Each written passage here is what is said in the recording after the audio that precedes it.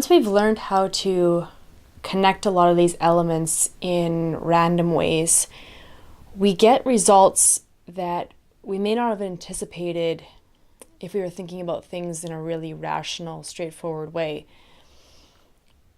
For example, when dams and ponds are connected to swales,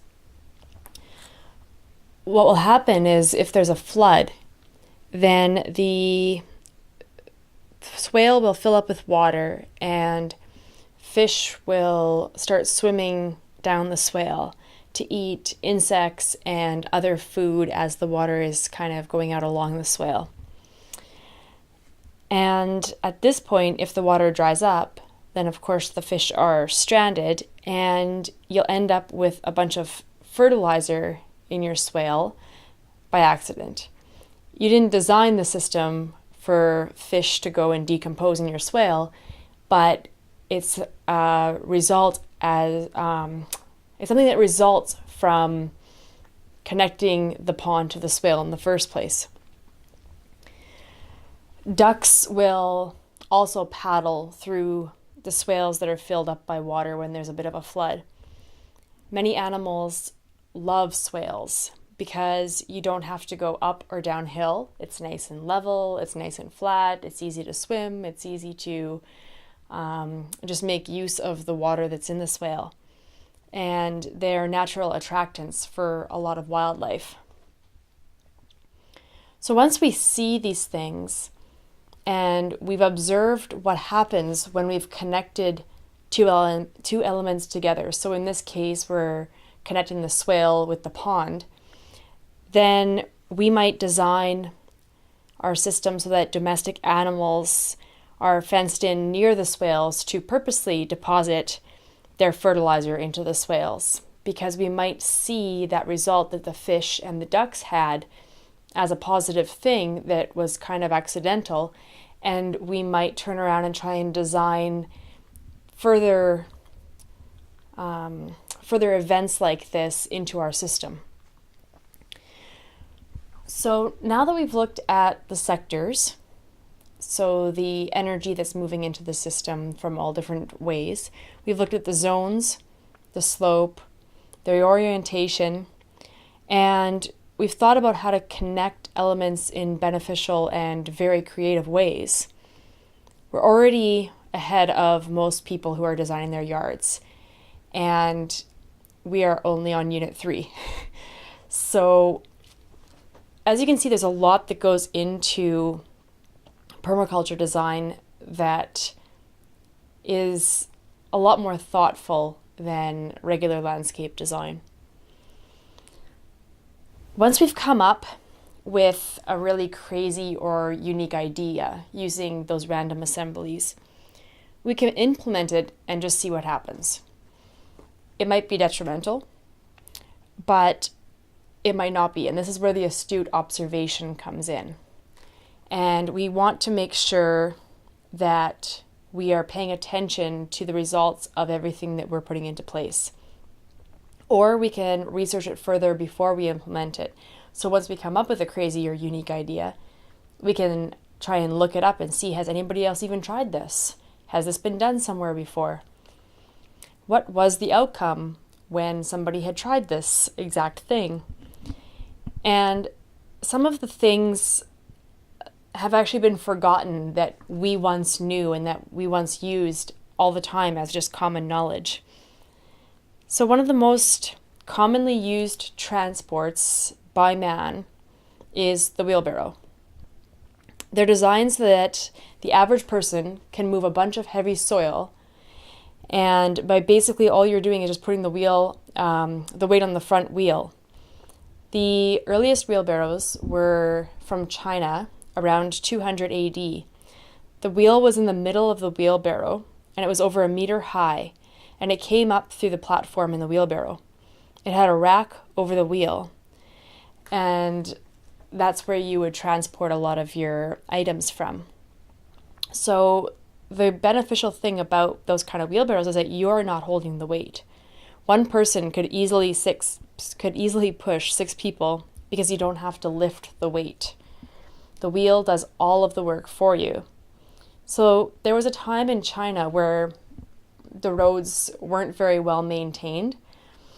And so people, they went back to hand carting goods using wheelbarrows instead of trying to use wagons or anything like that. And they also kind of got inventive, and they ended up starting to put sails on their wheelbarrows to help the movement of the wheelbarrow in windy conditions as well.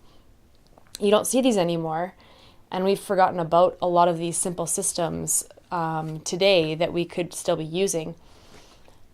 I often think about those wheelbarrows when I'm looking out at my farm and the wind is gusting at 70 kilometers an hour, and I just think of how quickly I would be able to move stuff around if I use that wind to my advantage. Another simplistic machine that we don't really use all that often is the water wheel. And it's the most efficient machine that we have ever made in terms of energy in versus energy out. So we've done some really great things, but there's a lot of things that we overlook, mostly because they just seem so simple. So the water wheel is a great example of how to get energy out of a component simply by making use of falling water. So the water just falls into the water wheel, turns the water wheel, and the water's going to flow anyways, so you might as well turn something with that water. And it was used for grinding flour or just any application where you need a gear to turn. And there are lots of very simple ways of producing electricity that use a similar principle to the water wheel. And they are very often used, very often use water flow as well. So the basic idea is to connect something similar to a water wheel, so something that is going to get caught by the water and turn, and hooking it up in reverse to a washing machine motor. So washing machine motor are basically turning backwards to produce electricity out of it. So when we put energy into a motor backwards, we get electricity out. When we put electricity into the motor when it's turning regularly, we get energy out. So in some cases, we are actually going back to simplicity to create efficiencies, because we've gone so far the other direction with our technology where we're overcomplicating things that don't need to be complicated, that if we just take a step back and look at past technologies, we can see that a lot of these things are still very relevant today. So sometimes the most basic connection of elements, like water with a water wheel, can give us the biggest results in terms of saving our effort and our labor. They just haven't been thought of yet. And that's very much what permaculture is all about. It's about seeing the simplicity in a system and making valuable connections in order to create these efficiencies in energy use. So, although the problems in the world seem to be getting increasingly complex, the solutions remain quite simple for the most part. So keep those random assembly lists in mind as you're doing your design analysis. If you've looked at the zones and the sectors and the slope and the orientation, these random assemblies can be a very useful tool to come up with very simple, effective solutions. And another thing that we want to look at once we've done a lot of these things is just to use our power of observation to help further a lot of these efficiencies along. So our observation needs to be done without preconditioned ideas.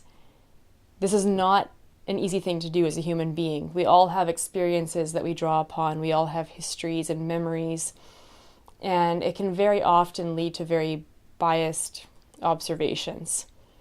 So we need to keep an open mind about what it is that we're viewing, and in doing so, this is very similar to many indigenous ways of thinking. So in today's day and age, we don't sit long enough to ask the right kinds of questions. Ideally, with any of our properties, we want to observe all 12 months of the year. We don't always have that luxury because often we're only in somebody's yard for a day, but that would be the most ideal situation, is to see a property through all months of the year. We want to observe that landscape in almost in a meditative way. So we want to look at it without prejudice. We don't want to make any assumptions when we're looking at it.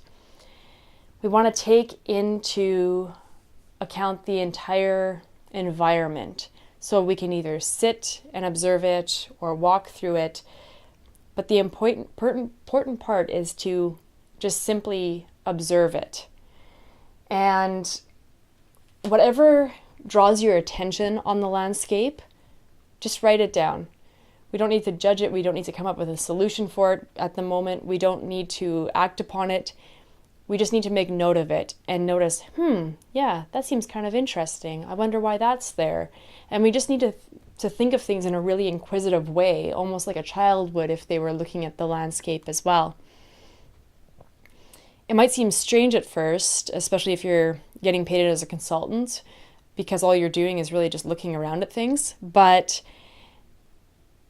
it's what you're gaining there is like inherent knowledge that we aren't really using our rational brain for. We're seeing things from a very unique perspective. So you'll see things like shadows and animal patterns like tracks. You'll see water flows and perhaps erosion from where that water went. You'll see trees bending to the wind and away from the wind. You'll see seeds collecting along edges, all sorts of different things. And these are the things that we're going to want to look at. So you'll know when you've seen everything that you need to see. You'll feel satisfied that you've seen enough. And then that's when you look back at your notes. And what do you see at that point? You see some of the connections between these things and some of the patterns between these things. And after you've seen the water and the access and the structures and a lot of these things that are happening on the landscape, you're already seeing more than most people see, even when they're looking at their own property. They might only be seeing weeds, or they might only be seeing a plastic bag that needs to get picked up that was blown in the wind onto their property. They're not seeing all the little nuances and all the little patterns that nature is creating for us. And if you get a little bit of a sense of intuition at this stage, you're probably right. It's nature's way of showing us that, like, we've picked something up here. We've noticed something from our genetic coding and from our collective consciousness. Our ancestors were really, really good at recognizing all sorts of patterns in nature. And we need to start developing this pattern eye that our ancestors used so frequently. So where we go now is how to observe this landscape and how to read the patterns that you find in nature. Because everything in the world is a set of patterns. There are a few set pattern forms that we're going to dive into. And within those pattern forms, though, there are infinite variations of each one of those pattern forms. This allows for no two designs to ever be made at the same time. They're always going to be different from one another, but we'll all understand each other's designs because they're going to follow the same pattern form. So to conclude our methods of design section, we now have some ways to approach design. We know what types of things that we're looking for. And now we're going to go ahead and move forward to understanding patterns and how they're going to fit into all this. And these patterns is what makes everything connect to how the life systems work around us.